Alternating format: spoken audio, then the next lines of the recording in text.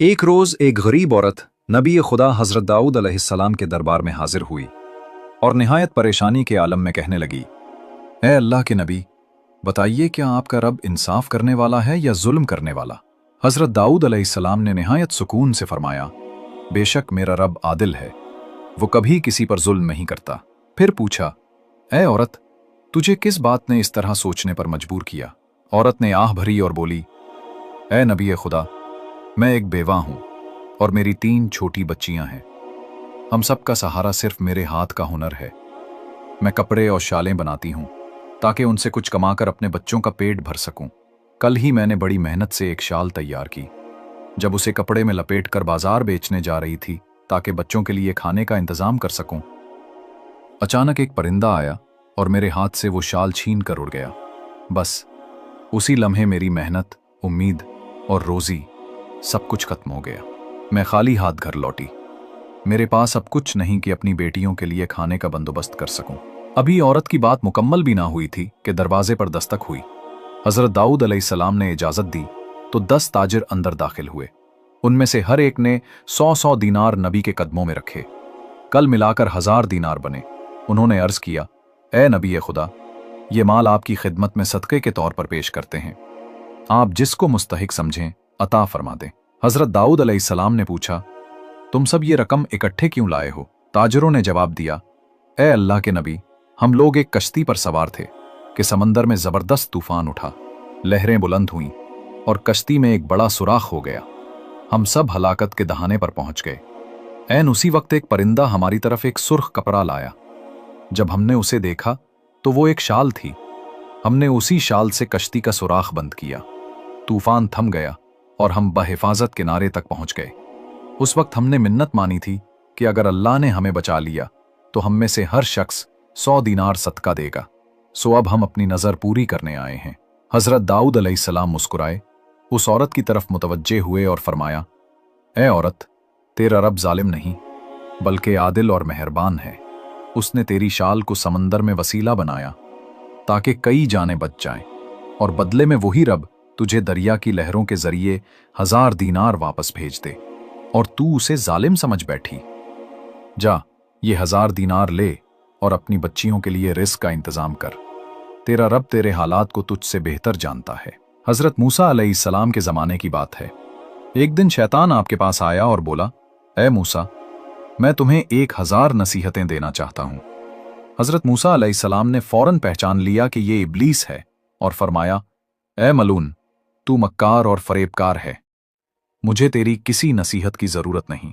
इतने में हजरत जिब्राईल अलैहिस्सलाम नाजिल हुए और कहा, ए मूसा, परवरदिगार फरमाता है कि इब्लीस की 1000 बातों में शर ही शर है, मगर उसकी 3 बातें ऐसी हैं जो तुम्हारे लिए फायदेमंद होंगी, उन्हें सुन लो। हजरत मूसा अलैहिस्सलाम ने इब्लीस से कहा, बाकी सब छोड़, सिर्फ वो 3 बातें बता दे। इब्लीस बोला, पहली नसीहत ये है कि जब किसी अच्छे काम का इरादा करो तो उसे फौरन अंजाम दो, क्योंकि अगर ताखीर करोगे तो मैं तुम्हें वसवसों में डालकर वो अमल छीन लूंगा। दूसरी नसीहत यह है कि जब किसी गैर औरत के साथ अकेले बैठो तो एरे फरेब से होशियार रहना, वरना मैं तुम्हें बुरे रस्ते की तरफ माइल कर दूंगा। तीसरी नसीहत यह है कि जब गुस्सा आए तो फौरन अपनी जगह बदल दो, क्योंकि अगर वहीं रहे तो मैं तुम्हारे दिल में दुश्मनी और फसाद डाल दूंगा। इतना कहकर इब्लीस बोला, ए मूसा, अब जबकि मैंने तुम्हें 3 कीमती बातें बता दी तो मेरा बदला ये है कि तुम अपने रब से मेरी मग़फ़िरत की दुआ करो। हजरत मूसा अलैहिस्सलाम ने अर्ज की, ए रब्बुल आलमीन, इब्लीस तेरी मुआफ़ी चाहता है। अल्लाह ताला ने फरमाया, ए मूसा, जाकर उसे कह दो अगर वो आदम अलैहिस्सलाम की कब्र पर सजदा करे तो मैं उसे मुआफ़ कर दूंगा। हजरत मूसा अलैहिस्सलाम ने जब इब्लीस को ये पैगाम दिया तो वो तकब्बुर से हंसा और बोला, ए मूसा, जब वो जिंदा थे तब भी मैंने उनको सजदा नहीं किया, तो अब उनके मरने के बाद क्यों करूं। इस तरह उसने अपने गुरूर और जिद के बाइस बख्शिश का दरवाजा खुद बंद। एक और वाकया सुनो। खलीफा मैमून के जमाने में एक नेक शख्स अपने आखिरी वक्त में बेटे को नसीहत करता है कि, ए बेटे, खुदा ने मुझे बहुत मेहनत के बाद दौलत दी है। ये सब तुझे आसानी से मिल रहा है। इसकी कद्र करना और इसराफ से बचना, बुरे दोस्तों से दूर रहना, क्योंकि यही तुझे बर्बाद करेंगे, और इस घर को कभी फरोख्त ना करना। अगर कभी हालात ऐसे हो जाएं कि माल खत्म हो जाए और दोस्त दुश्मन बन जाएं, तो खुदकुशी करने से पहले मेरे बांधे हुए रस्से में फंदा डाल लेना। बाप के इंतकाल के बाद बेटे ने फजूल खर्ची की, ऐश किया, दौलत लिटाई। बुरे दोस्तों ने सब कुछ खत्म कर दिया और आखिरकार वो तन्हा रह गया। जब नाउम्मीद हुआ तो अपने बाप की बात याद आई। छत पर गया, रस्सी में फंदा डाला। जैसे ही वजन बढ़ा, रस्सी टूट गई और अचानक ऊपर से 10,000 दिनार जमीन पर गिर पड़े। वो हैरान रह गया और समझ गया कि बाप की नसीहत दरअसल आजमाइश नहीं बल्कि रहमत थी, जिसमें उसकी जिंदगी बदलने का राज छुपा हुआ था। जब उस जवान ने जमीन पर गिरे हुए दीनार देखे तो खुशी से उसकी आंखों में आंसू आ गए। वो समझ गया कि उसके बाप की नसीहत का मतलब क्या था, क्यों कहा था कि घर मत बेचना। इस लम्हे उसे एहसास हुआ कि उसका बाप महज दुनियावी वसीयत नहीं कर रहा था, बल्कि एक गहरा सबक दे गया था। उस दिन के बाद वो गफलत की नींद से जाग उठा, फजूल खर्ची और इसराफ से तौबा की, मियाना रवी इख्तियार की और अपनी जिंदगी को संभाल लिया। रिवायत में आता है कि दो नाबीना फकीर एक ऐसे रास्ते पर बैठा करते थे जहां से खलीफा हारून उर रशीद की ज़ौजा उम्मे जाफर जुबैदा गुजरा करती थीं। इन दोनों ने उसकी सखावत के किस्से बहुत सुने थे। एक फकीर ने दुआ की, ऐ मेरे रब, मुझे अपने फजलो करम से रिज़्क़ अता फरमा। दूसरा बोला, ऐ अल्लाह, मुझे उम्मे जाफर जुबैदा के करम से रोजी अता कर। जुबैदा उनकी गुफ्तगू सुन बैठी और आजमाने के लिए रोजाना पहले फकीर के लिए 2-2 दिरहम और दूसरे फकीर के लिए 1 मुर्ग भेजने का हुक्म दिया, मगर उस मुर्ग के पेट में 10 सोने के दीनार रख दिए। वो फकीर जिसे मुर्ग मिलता था, बगैर उसके पेट को देखे वो मुर्ग सिर्फ 2 दिरहम में अपने साथी को बेच देता था। ये सिलसिला 10 दिन तक चलता रहा, यहां तक कि जुबैदा ने उस फकीर को बुलाया जिसने उसके करम की दुआ मांगी थी। जब वो दरबार में हाजिर हुआ तो जुबैदा ने पूछा, क्या मेरे फजलो करम ने तुम्हें मालदार बना दिया? फकीर ने हैरत से कहा, कौन सा फजलो करम, मुझे तो सिर्फ मुर्ग मिलते रहे। जुबैदा ने फरमाया, हमने 10 दिन तक इन मुर्गों के पेट में 100 दीनार रखकर तुम्हें भेजे थे, मगर तुमने देखने की जहमत ही ना की। फिर उसने कहा, ये फकीर मेरे करम पर भरोसा करता था, इसलिए अल्लाह ने उसे महरूम कर दिया। और दूसरा फकीर जो सिर्फ खुदा के फजल पर यकीन रखता था, अल्लाह ने उसे उसकी जरूरत से बढ़कर अता किया। एक और अजीब वाकया हातिम ताई के बारे में मशहूर है कि जब वो वफात पा गए तो चंद साल बाद इतनी शदीद बारिश हुई कि उनकी कब्र टूटने लगी और पानी में बहने का अंदेशा हुआ। उनके बेटे ने चाहा कि बाप की लाश को किसी महफूज जगह मुंतकिल कर दे। जब कब्र खोली गई तो जिस्म बिखर चुका था, मगर उनका दायां हाथ बिल्कुल सलामत था। लोग हैरान रह गए कि आखिर बाकी जिस्म तो मिट्टी में मिल गया, मगर ये हाथ कैसे सलामत है।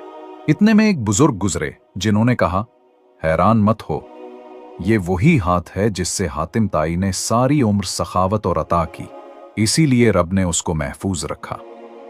इसी तरह एक दिन खलीफा मंसूर दवानीकरी मिंबर पर बैठा तकरीर कर रहा था कि एक मक्खी बार बार आकर उसकी नाक पर बैठ जाती थी। वो उसे बार बार हाथ से हटाता, मगर मक्खी हर बार लौट आती। आखिरकार मंसूर को गुस्सा आ गया, उसने मक्खी को मार डाला। जब वो मिंबर से उतरा तो आलिम दीन उमर बिन उबैद से पूछा, खुदा ने आखिर मक्खी को क्यों पैदा किया? उमर बिन उबैद ने मुस्कुराकर कहा, ताकि जालिमों को जलील करने के लिए, उनके गुरूर को तोड़ने के लिए। मंसूर ने हैरत से पूछा, ये बात तुम्हें किसने बताई? उमर बिन उबैद ने जवाब दिया, ये अकल ने सिखाई है, क्योंकि अल्लाह कभी किसी शय को बेमकसद पैदा नहीं करता। उमर बिन उबैद ने कहा, परवरदिगार आलम सूरतुल हज की आयत नंबर 73 में फरमाता है कि अगर मक्खी उनसे कोई चीज छीन ले तो ये उसे वापस हासिल नहीं कर सकते, क्योंकि चाहने वाला और जिसे चाहा जा रहा है दोनों ही कमजोर हैं। एक इबादत गुजार खातून जिसका नाम बाहिया था, जब उसकी मौत का वक्त करीब आया तो उसने आसमान की तरफ रुख किया और कहा, ऐ मेरे रब, तू ही मेरा खजाना है, मैं तुझ पर भरोसा करती हूं। मौत के वक्त मुझे रुस्वा ना करना और कब्र की वहशत से निजात अता फरमा। जब वो दुनिया से रुखसत हुई तो उसका एक बेटा था। खुदावंद करीम बेहक मोहम्मद व आल मोहम्मद हम सबको अपने मरहूमीन को याद करने और उनके लिए नेक आमाल करने की तौफीक अता फरमाए।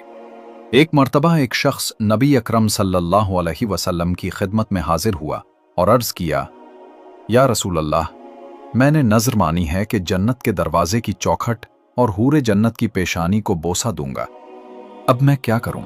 नबी सल्लल्लाहु अलैहि वसल्लम फरमाया, अपनी माँ के कदमों और बाप की पेशानी को बोसा दो, अगर तुमने ऐसा किया तो तुम्हारी नज़र पूरी हो जाएगी। उस शख्स ने कहा, अगर मेरे वालदैन दुनिया में नहीं रहे तो? नबी सल्लल्लाहु अलैहि वसल्लम फरमाया, उनकी कब्र पर जाकर उसे बोसा दो।